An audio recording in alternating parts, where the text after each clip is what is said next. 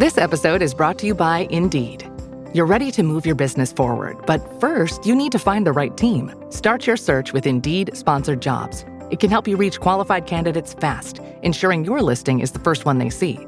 According to Indeed data, sponsored jobs are 90% more likely to report a hire than non-sponsored jobs. See the results for yourself. Get a $75 sponsored job credit at Indeed.com/podcast. Terms and conditions apply. This episode is brought to you by Ulta Beauty. Holiday cheer is here, and Ulta Beauty has gifts for everyone on your list. Treat them to fan-favorite gift sets from Charlotte Tilbury and Peach & Lily. Go all out with timeless fragrances from YSL, Ariana Grande, and Carolina Herrera. And you can never go wrong with an Ulta Beauty gift card. Head to Ulta Beauty for gifts that make the holidays brighter and even more beautiful. Ulta Beauty. Gifting happens here. Hey, the vibes are slipping. I think it's time to bring out the Velveeta shells and cheese. The holidays are a time to go all in on indulgence. Headline your meals with the rich, creamy meltiness of Velveeta shells and cheese and satisfy your holiday cravings like no other. Bring that main course energy to your side dish. Celebrate extra with Velveeta these holidays. Oh, Hilton stay, your beds are soft and cozy. No lumpy couch, no stiff futon, no shower line at crack of dawn. Oh, Hilton stay, oh, Hilton stay. When you want holiday comfort you can count on, it matters where you stay. Enjoy comfortable rooms and friendly service when you stay with Hilton instead. Save up to 25% this season when you book with Hilton. Hilton for the stay. Terms apply. This episode is brought to you by Netflix. Jay Kelly, the new film from Academy Award nominee Noah Baumbach.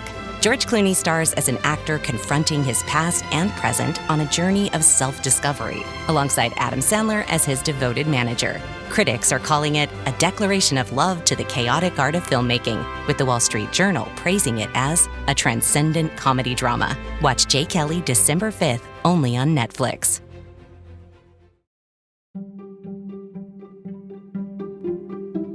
Welcome to the HCI family of podcasts. We're your source for personal, professional, and organizational growth and development. We share our own original research, explore industry trends, and interview executives and thought leaders from across the globe. Join us for practitioner-oriented content around all things leadership, HR, talent management, organizational development, and change management. Maximize your personal and organizational potential with the HCI family of podcasts. Meet the computer you can talk to. With Copilot on Windows, working, creating, and collaborating is as easy as talking. Got writer's block? Share your screen with Copilot Vision to help spark inspiration, and use Copilot Voice to have a conversation and brainstorm ideas. Or maybe you need some tech help. With Copilot Vision, Copilot sees what you see. Let Copilot talk you through step-by-step guidance so you can master new apps, games, and skills faster. Try now at windows.com/Copilot. The Who's Down in Who Newville were making their list, but some didn't know Walmart has the best brands for their gifts. What about toys? Do they have brands kids have been wanting all year? Yep, Barbie, Tony's, and Lego. Gifts that will make them all cheer. Do you mean they have all the brands I adore? They have Nintendo, Nespresso, Apple, and more. What about... So the Who answered questions from friends till they were blue. Each one listened and shouted, from Walmart? Who knew? Shop gifts from top brands for everyone on your list in the Walmart app. Here's my 30-second story with Guinness. As soon as my sister and I get home for the holidays, we don't even unpack. We head straight to our pub. The bartender already knows our order, Guinness and fries. We laugh all night, catch up with old friends, and walk home with faces sore from smiling. It's one of my favorite nights of the year. That was my 30-second story with Guinness. Guinness Draft Stout. Please enjoy responsibly. Imported by Diageo Beer Company, USA, New York, New York. Okay, Chad. Today you're gonna drive the all-electric Toyota BZ. But my electric vehicle phobia. I'm not ready, Dr. Ross. I believe in you. Oh my gosh. We're inside it. Try to take deep breaths, okay? The ventilated seats, they're touching me. You can do this, Chad. Drive the car. How do you feel, Chad? I feel cured. Woohoo! I'm doing it! The all-electric BZ. One drive can change your mind. Toyota. Let's go places. Hello, I'm Diane Morgan. If you know who I am, you know who I am. If you don't, who cares? I'm here to explain Italian Time, a holiday phenomenon where Italians throw away their clocks and gather for eternity with San Pellegrino. I've been at this party so long that I've eaten 5 courses, hugged someone's grandma twice, and been offered a job in the family restaurant. So this holiday season, make sure to bring enough San Pellegrino to last you through the meal, the after meal, and the entire goodbye ritual. San Pellegrino, holiday on Italian Time. Sacha Thompson, welcome to the conversation today. Thank you for having me, John. It is a pleasure to be with you. You're joining us from Maryland. I'm south of Salt Lake City in Utah. And today we're going to be talking about psychological safety and creating an inclusive workplace and really how the two go hand in hand. And it's an interesting time for the conversations around inclusion. Diversity, equity, inclusion, and belonging has become a heavily politicized kind of set of terms, and which I find incredibly unfortunate. It's a really interesting time for organizations, for employees, for those who do the work at DEI as consultants or within organizations. Yet the need and the importance of it all remains. And regardless of someone's political background and political leanings, maybe you feel like DEI has become a dirty word or whatever. I think pretty much everyone can agree that we want safe workplaces where everyone feels needed, wanted, valued, that they have opportunities to contribute in meaningful ways each and every day. We want people to be treated fairly with dignity and respect. I think pretty much everyone agrees with that, even though some people disagree with terms and whatever. And so the question then is, well, how do we get past within this moment of the polarization, how do we get past that to have good conversations to move the work forward, so that we can create more inclusive workplaces where everyone can thrive, and that's really the goal. So this is all what we're going to be exploring and discussing together today. As we get started, I just wanted to share a brief bio for Sacha. Sacha Thompson is the visionary founder behind the Equity Equation, a prestigious consultancy dedicated to fostering inclusive cultures. Based on the vibrant Washington, D.C. area, Sacha brings over 2 decades of diverse experience spanning the education, nonprofit, and tech sectors to empower her clients. There is so much I could share about your background, Sacha, but I'm going to pause there. Anything you would like to highlight, either about your professional background or just your personal background, to lay the context for this conversation? Yeah, I think a big part, first of all, thank you for having me again. A big part that I think is so important is that a lot of the work that I've done over the past few years has focused on psychological safety and how to create psychological safety within the workplace. And I'm also a certified coach. So not only am I a facilitator and do consulting work, but I see my purpose is also providing people with the tools so that they have the skill set so that they don't need me, right? Like, I'm giving you everything that you need so that you can be successful. And so how do I coach people to do that? And so this is not about one and done checking the box, but this is how do you embody this work so that it becomes a part of who you are and then ultimately a part of your workplace. Yeah, I appreciate all of that. And I think coaching is really, really important in the space, especially when folks don't know how to have the conversations. And so there's definitional work and just like knowledge work that needs to be done. But more importantly than that, there is, interpersonal and communication, coaching that often needs to happen just so people can productively converse around and work on these sorts of issues. And I want to also, like, the very first thing that pops into my head when I think about diversity training, and you just said the one and done, like check the box, which is dumb. Like, and it doesn't work. It doesn't do anything. The only thing it potentially does is like cover the company's butt because they can say everyone did something and checked a box, but it doesn't actually. Yeah, it's compliance, and it doesn't actually do anything, right? And the thing that always pops into my mind is that episode, the early episode from The Office back in like the 2000s. Diversity Day. And I don't know if you remember this episode. It's so cringy and it's so obnoxious. And it's one of those compliance, let's check the box. Someone said something offensive. We're going to send in a person to do like a 1-hour training, make everyone sign a thing, and then we're done. And then we can wash our hands of it, right? And that's the stupid part. Like, if that's what we're trying to do within our organizations, I mean, we're not only setting ourselves up for failure, but like it's it's going to be counterproductive. It's going to make things worse. So let's Absolutely. hopefully we're way beyond that in most organizations, though unfortunately I still see remnants of that kind of an approach at times. Yeah. Yeah. I think it's so important. One of the things that I often talk about is the organizational culture, is what people experience every single day. It's not what's written on the cafeteria wall. And so, when we go into these organizations and they have all these values and everything on the wall, the question that I ask is, okay, what does that look like every single day? Like, how does that manifest? How is that embodied in my interactions with people? And people stumble over that. Or it's just kind of what everybody says, right? It's just, this is the script that we should say. We believe in that. Okay, so what does that look like? Yeah. And I think that's the work that really needs to happen. If you're really talking about being an inclusive culture, what does that look like? What does that mean? And how should I, as an employee, feel in that space? And so it's how do we go beyond the words, right? And so, that's the hard work, and that's the work that takes time, and it goes so beyond just checking the box and the compliance work, which is honestly what I think got us to this point here was a lot of the checking the box type of things, and misinterpretation of what DEI actually is. But that's a whole other conversation. But I think this deeper work is needed. And to your point, I think that's what we're starting to see more of. Okay, how do we get past checking the box? How do we get past some of the programs that had good intentions, but may have not landed the way that they were intended to land? How do we get past that and create environments where everyone, regardless of background, race, creed, gender, etc., feels like they are being set up for success? And so that is the ultimate work. Yeah, and I do like to assume good intentions when these things happen, even if they're completely unproductive or counterproductive.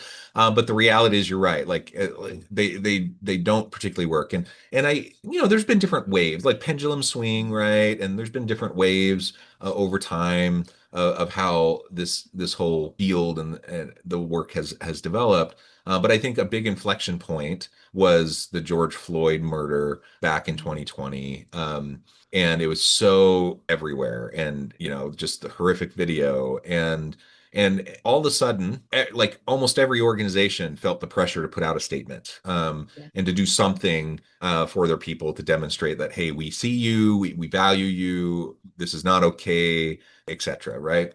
Which is fine. But the problem was, for so many organizations, it was just performative.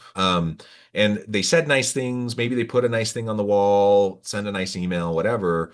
But in the day to day, like nothing changed. And that, I agree. I think that's partially why the pendulum has swung back in recent years, is because there was so much performative energy put towards it that didn't actually accomplish anything. And all it really did for a lot of people was kind of tick them off and require, cause them to retrench, in ways that weren't healthy. And so, there's a good lesson to be learned from that for all of us who want to do this work and be allies and be supportive of various communities, that there's no shortcut and there's no substitute for the real work that has to be done. And in fact, we can really hurt the cause, if we're only doing surface level performative stuff. Yeah. And it's interesting, you use the word ally, and I tell people I cringe a little bit at that word because people look at it as a noun, right? I am an ally. But it's a verb. Yeah. Right. And so how do you actively do that? And so when people say to me, I'm an ally for this community, and the question that I ask is, what are you willing to risk for that community? What are you willing to put on the line for that community? And it's interesting to see some of the reactions to that. It's like, I just want to support. Okay, so you're not an ally then. You're just a supporter. Like, if I'm not willing to leverage my privilege for marginalized communities, then yes, I'm not an ally. So yeah, I'm a straight cisgender white dude. I have like all the layers of privilege, And so for me, like, I really have to, like, I have to be willing to speak up, push back, challenge the status quo, even if that makes me a little bit uncomfortable, even if that potentially puts my job at risk, right? Or my social standing at risk, or whatever. Like, that's the whole point, right? Is that I have to be active in my allyship, and I have to be willing to put my privilege to work for those who don't have it. And I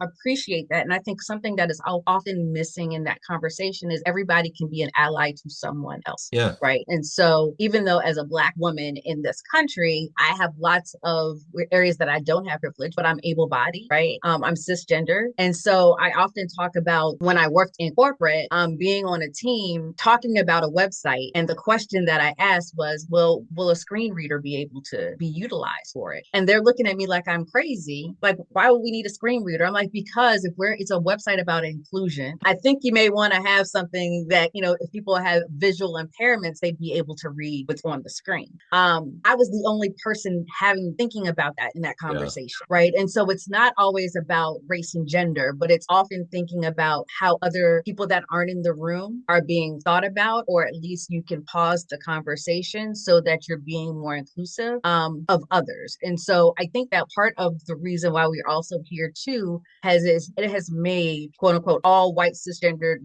white men, the enemy, right? Which is far from the truth. And so what I think you're going to start to see more of, and I was just on a call yesterday with a good friend who does a lot of this work, is how do we create a more inclusive conversation around inclusion, right? Without being exclusionary. How do we create environments where everyone can thrive and everyone's voice has the same amount of weight in the conversation and not necessarily be put on the majority group, regardless of what that group is? How are we getting those other voices in, and how are we getting the voices in of the people that aren't even at the table? So I think, even though we are going through a time right now, it is, at least for me, I've been calling it a caterpillar moment. Like, is this our chance and opportunity to become a beautiful butterfly? And what are we doing with that time, that discomfort moment, right? In that metamorphosis of this work. And so I think that this is an opportunity for us to really step back and be more cognizant of what we're doing, but also, are we truly being as inclusive as we want to be? So yeah, I know that was just a whole mouthful, but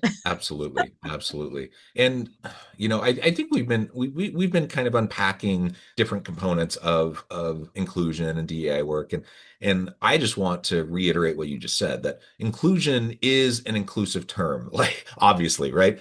Inclusion it means involving everybody, and so I think it's unfortunate that the term has largely been co-opted, to mean something it doesn't mean. Like, I literally want everyone to thrive. I want everyone to fulfill their potential. I want everyone to have opportunities for meaningful contribution, to feel valued. I want that for everybody. I don't care if they're a white dude. I don't care if they're a pregnant woman of color. I don't care if they're physically disabled. I don't care if they're trans or LGBT, whatever. I don't care. Like, what I want is everyone to be in a healthy space, and for everyone to be able to contribute. And that's what inclusion means. And that's really what I think those of us who do work in this space, we get that. But I don't think that message always gets across. And so it gets kind of co-opted and relabeled as just how are we going to help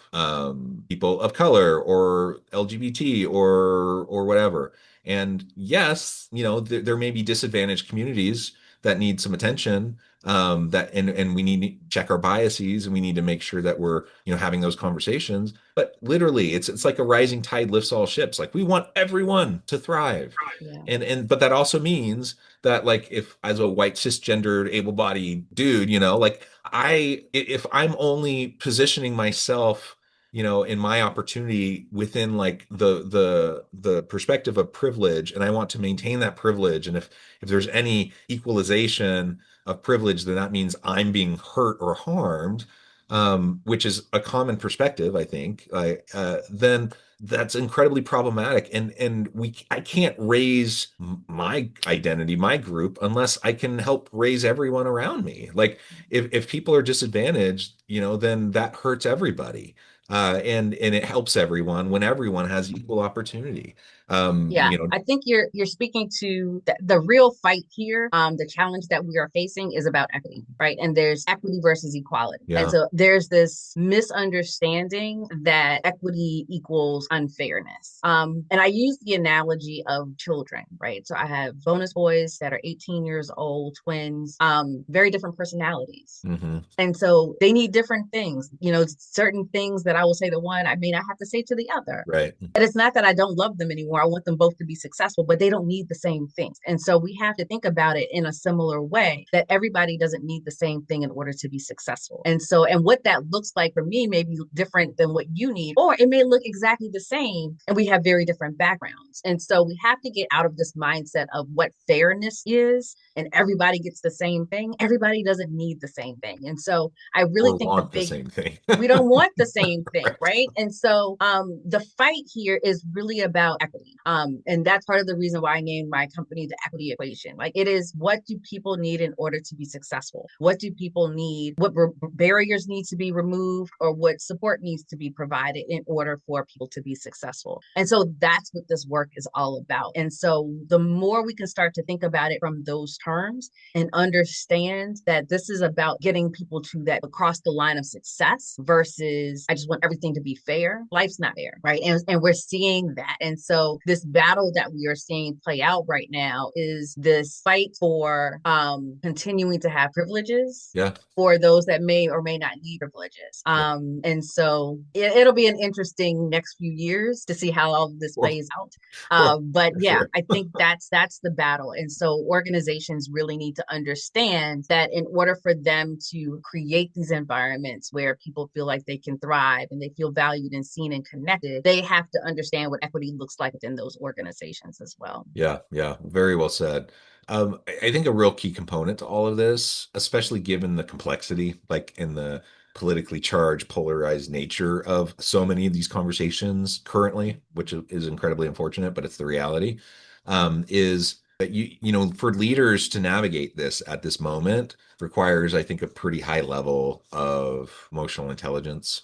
But maybe we can talk about that a little bit. And like, how do you work with, you know, in your coaching, for example, work with leaders to help them get to a space where they feel more comfortable, you know, supporting their people, having these conversations and doing the real, like, day-to-day stuff like that is actually going to make a difference? Yeah. So I think a big part of the work that I do is around, you know, psychological safety and emotional intelligence, which are very tied together. And it's having people understand that we're dealing with humans, right? We're not just checking boxes of tasks, because I think we get into this mode of, okay, are all the tasks done? Are you checking in with the human? Do you know who the person is on the other side of the screen or the other side of the desk? What are the things that are happening with them? And so part of the work that we do is, how do you get to create a relationship, right, with this person? And that's not saying you're best friends and you're, you know, hanging out on the weekends, but it's just understanding how this person operates and how they tick, what they need in order to be successful, all of those things. And part of that is emotional intelligence, right? How can you read the room? Do I know you enough to know that what I'm seeing today in your behavior is not normal, right? Or am I just dismissing it because I'm so focused on what I need to get done, right? And so it's, how are you checking in with those folks that are on your team?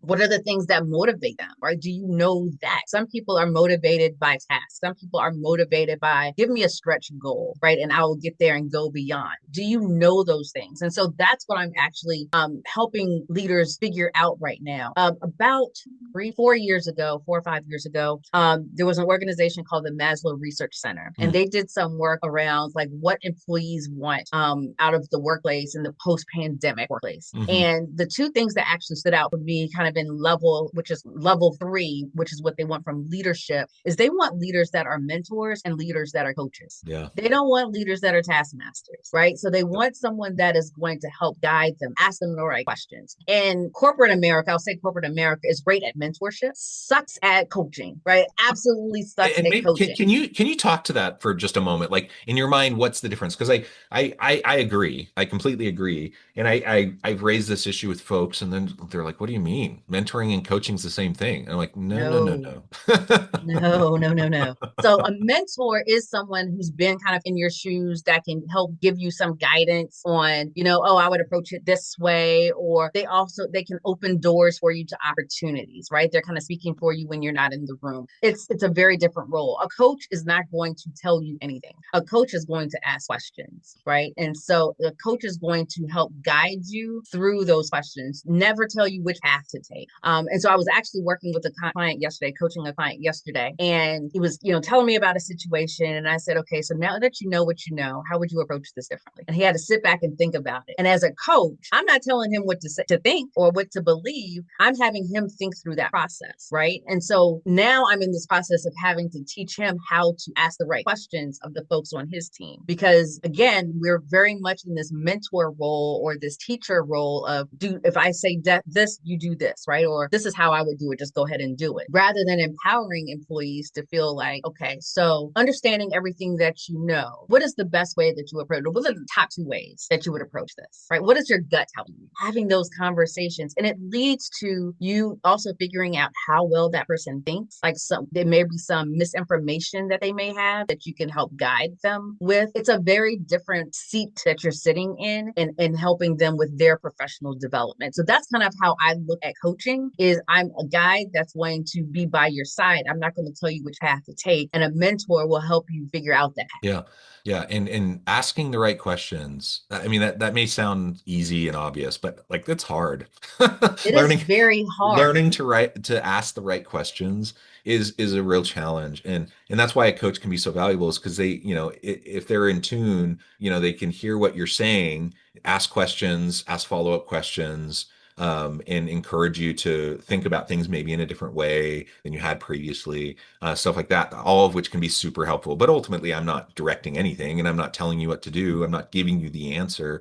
And yeah, very different thing than mentoring. Both are important. Both are valuable. Absolutely. Right? And when I think about creating, within this conversation of inclusion and psychological safety, and empowerment, like they all go hand in hand. Like if I want a truly inclusive workplace, a psychologically safe workplace where everyone feels valued and empowered, it mandates that you have coaching. It mandates that you have leaders that have emotional intelligence that can help with that coaching process. Mm-hmm. And so, I think that's a really important area and opportunity for improvement. Most leaders, it is huge. Yeah. Most leaders have that opportunity. I have that opportunity. You have the opportunity. Like we do work in the space and we have that opportunity. Like everyone needs to have the intellectual humility to realize that, there's room for growth and development in this area. And I think it'll make all the difference in the world for us to be able One of the best things that I heard was every coach has a coach. Yeah. Right. Yeah. And I mean, I have a coach, and maybe the first time I worked with her, I was working in corporate and she asked me the question, Sacha, where do you have the most impact, inside or outside of the organization? This was maybe 6-7 years ago. And that question still plays in my head, as to like, okay, am I doing all that I can where I am, or can I serve them better in another capacity? Yeah. Right. And so that's a question that I keep going back to, but it's because it was a great coaching question. Yeah. And so, I think we all have that capacity within organizations to empower leaders to empower others through those coaching questions. Yeah.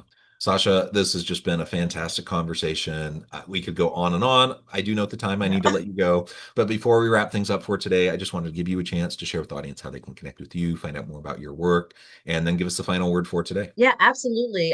You can always find my website, which is theequityequationllc.com. You can find me on LinkedIn. That's probably where I spend most of my time. It's Sacha Thompson on there. And then the Equity Equation on all social media. So we have our podcast as well as DEI After 5. And so you could look that up, and we have similar conversations talking about just everything that's happening in this space. So those are, I think, the best places to find me. Wonderful. Sacha, thank you so much. It's been a real pleasure. I encourage the audience to reach out, to get connected, find out more about what Sacha can do for you. And as always, I hope everyone can stay healthy and safe, that you can find meaning and purpose at work each and every day. And I hope you all have a great week.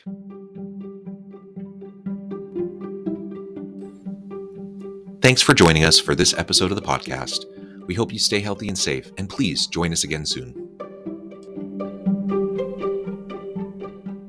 Hey, Ryan Reynolds here, wishing you a very happy half-off holiday, because right now Mint Mobile is offering you the gift of 50% off unlimited. To be clear, that's half price, not half the service. And Mint is still premium unlimited wireless for a great price. So that means a half day. Yeah? Give it a try at mintmobile.com/switch. Upfront payment of $45 for 3-month plan, equivalent to $15 per month required. New customer offer for first 3 months only. Speed slow after 35 gigabytes if network's busy. Taxes and fees extra. See mintmobile.com.